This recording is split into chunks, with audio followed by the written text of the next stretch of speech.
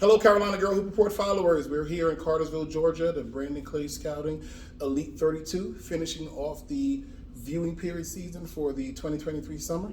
I have with us class of 2027 guard Ryan Carter from Exodus EYBL.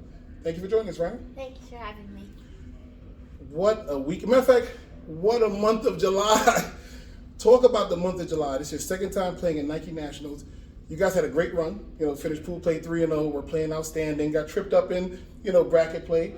But talk about your team's performance in Chicago in front of 3 rows of coaches every time you guys got on the court. What does that feel like?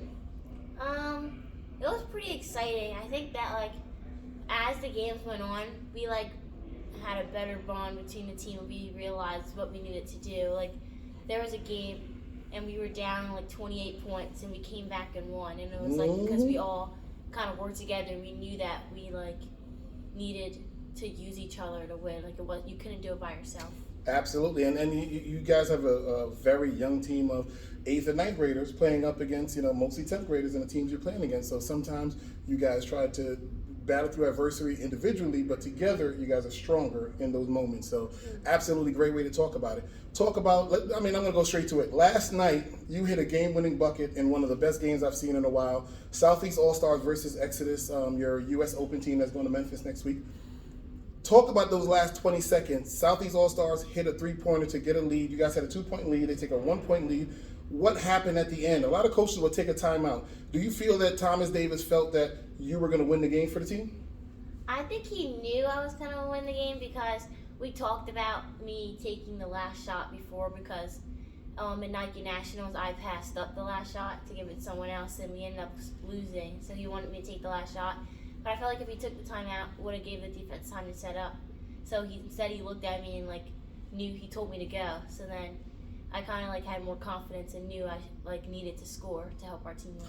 Talk us through that play, because what you did was very complex. You know what I'm saying? A screen came, you went the other way, then you cut across talk about through that play that went on. It was all on my Instagram and Twitter last night. So if you ain't see it yet, CGHR Media, please go take a look at Ryan Carter's game winner. But talk about that play, because it was a lot going on, but you just came out of the fray, you laid it over a 6'4" girl. I mean, you talk about it. What did you see?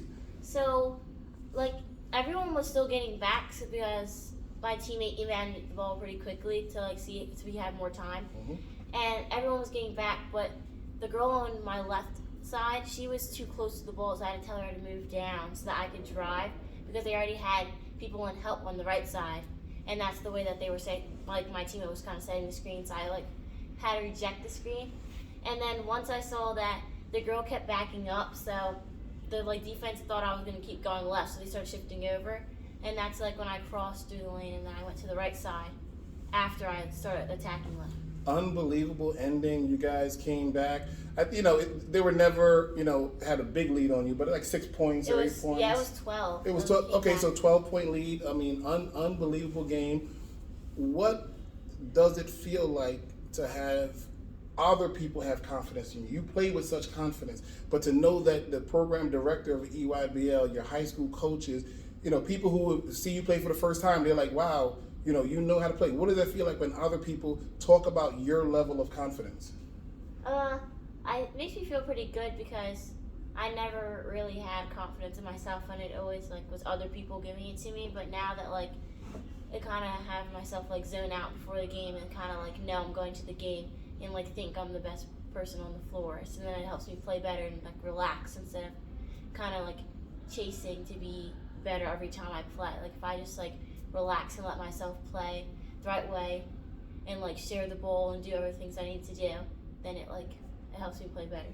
Watching you play, you have a great understanding of when to pass, when to shoot, and when to retreat with the ball in your hands. You do a great job of decision making and getting people in good spots and then delivering it in a position where they can get it off. That's one of the things I really appreciate about your game. When you give a person the ball, especially when you're in attack mode and you see the opening, you give it to them, they're in a position where they don't have to think. They really just either lay it or catch and shoot. It's really one of those elite level things that people don't talk about. They don't appreciate as much. You're really a master distributor of the ball for your teammates, and it's really beautiful to watch. But I know that any college coaches who don't know Penn Charter, Exodus EYBL, if you ain't got Thomas's number, not my fault.